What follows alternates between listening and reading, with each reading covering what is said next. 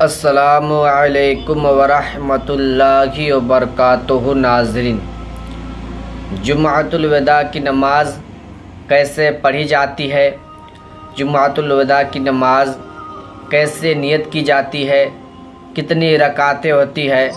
हमारे ख़वातीन मतलब कि हमारे माँ और बहनें अलविदा की नमाज़ पढ़ सकती है या नहीं। बस आपसे गुजारिश है कि इस वीडियो में बने रहिएगा और इंशाअल्लाह ताला मैं आपको जुम्अतुल विदा की नमाज़ पढ़ने का पूरा मुकम्मल और आसान तरीका बताऊंगा। आप अगर हमारे चैनल पर नए आए हैं तो चैनल को सब्सक्राइब ज़रूर कर दीजिएगा। तो देखिए, जो रमज़ानुल मुबारक का आखिरी महीना होता है उसी को बोला जाता है जुम्अतुल विदा या अलविदा की नमाज़। तो जुमा की नमाज़ पढ़ने के लिए हर अक्लमंद बालिग मुसलमान मर्द पे फ़र्ज़ है और जुमा की नमाज़ पढ़ने के लिए जमात के साथ शर्त है, ज़रूरी है कम से कम इमाम के अलावा 3 लोगों का होना ज़रूरी है। इसके बाद नमाज मुकम्मल होगी।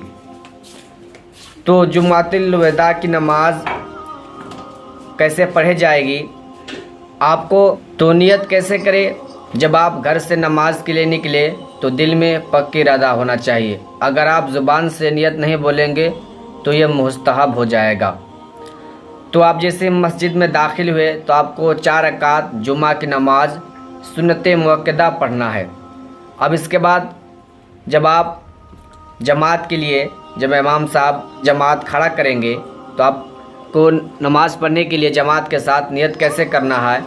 नियत की मैंने 2 रकात नमाज जुम्अतुल विदा की फ़र्ज़ वास्ते अल्लाह ताला के, पीछे से इमाम के, मुँह मेरा काबा शरीफ की तरफ, अल्लाहु अकबर। अब आपको दोनों हाथों को नाभ के नीचे बांध लेना है। अब इसके बाद आपको पढ़ना है साना सुब्हानकल्लाहुम्मा व बिहम्दिका व तबारक अस्मुका व तआला जद्दुका व ला इलाहा गैरुका। अब आपको इसके बाद कुछ नहीं पढ़ना है। इमाम साहब क़िरात करेंगे, कोई सूरा पढ़ेंगे, सिर्फ़ और सिर्फ आपको खामोशी के साथ इमाम साहब की क़िरात सुनना है। इमाम साहब रुकू सजदा करेंगे, जब दूसरी रकात में उठेंगे तो आपको कुछ नहीं पढ़ना है, सिर्फ क़िरात सुनना है। इमाम साहब क़िरात करेंगे और आपको क़िरात सुनना है। अब इसके बाद जब 2 रकात नमाज मुकम्मल हो गई तो कायदे से तहियात पढ़ना है, दुरूद इब्राहिम पढ़ना है, दुआए मसूरा पढ़ना है। अब इसके बाद इमाम साहब के साथ आपको सलाम फिर देना है।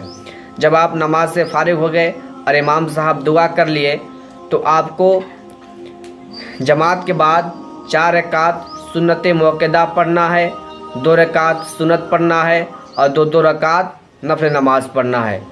तो जुम्अतुल विदा की नमाज़ पढ़ने का, अलविदा की नमाज़ पढ़ने का और जुमा की नमाज़ पढ़ने का कोई अलग से तरीक़ा नहीं है, दोनों का तरीका एक ही है। बस इसको इसलिए माना जाता है कि जो रमज़ानुल मुबारक का आखिरी महीना होता है, इस वजह से इसको अलविदा की नमाज़ कहा जाता है।